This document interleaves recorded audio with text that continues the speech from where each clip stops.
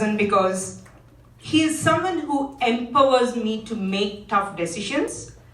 And once I make tough decisions, he always supports me when I want to stand by my decisions. So I would also like to take the opportunity to give to one of our audience, who would you like to credit or thank with gratitude, the men in your life, the man in your life or the men in your life that you would want to give a mention to?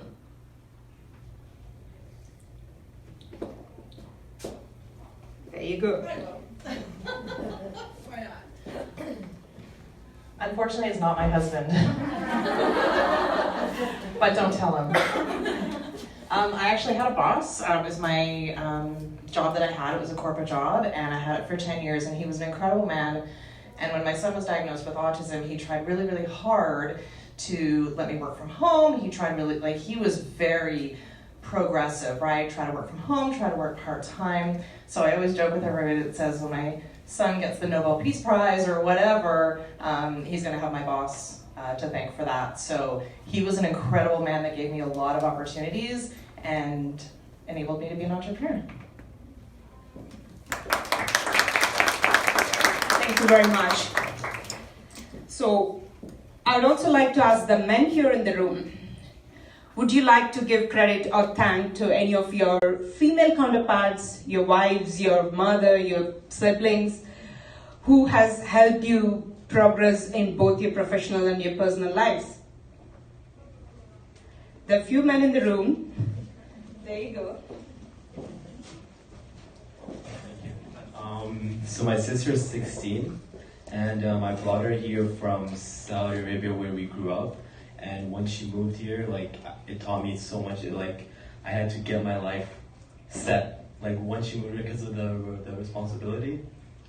So it just taught me a lot about how to develop myself as a man and take care of things in someone's life.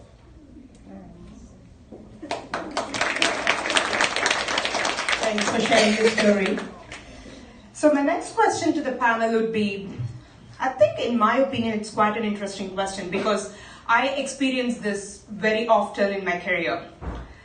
One of the biggest barriers that women encounter is to make our voice heard.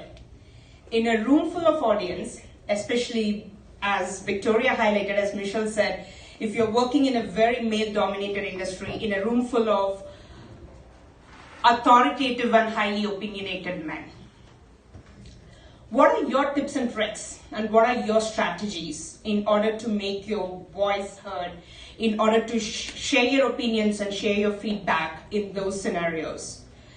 Truly, this time I want to start with Joanne. And I think I have a reason for it because she used to run huge transformation projects for financial industries. And transformation is all about change, and nobody likes change.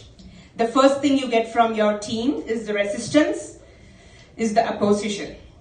And how do you actually handle that? How do you make your voice heard with that sense of authority, guys, you need to do this, but also with the sense of support and help that you would like to provide to the team and armor your entire team to work with you towards the transformation?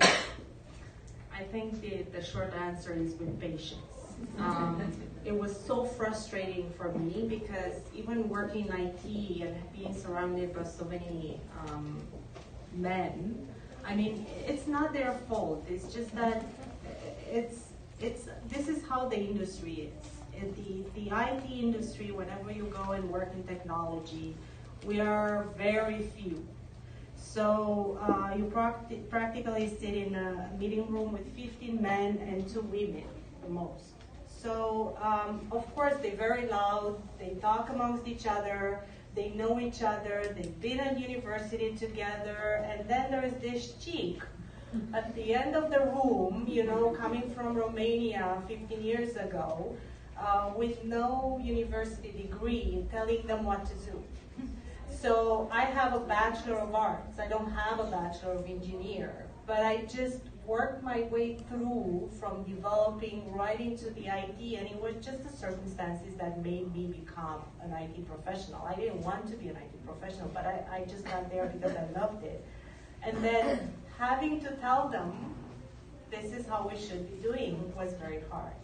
And it was with patience and with dedication and with picking up the right moment. And I learned that from my mentor, because I was frustrated at some point when I tried to make my point across and I had a very good idea, and everybody looked at me and they continued talking. And then 20 minutes later, a guy who I was working with picked up that idea, told them in a different way, and everybody listened, and they said, oh, that's great. So then I went to my mentor and I said, what should I do? And said, pick the right moment to speak. So I was always choosing the right moment to speak. I never spoke at the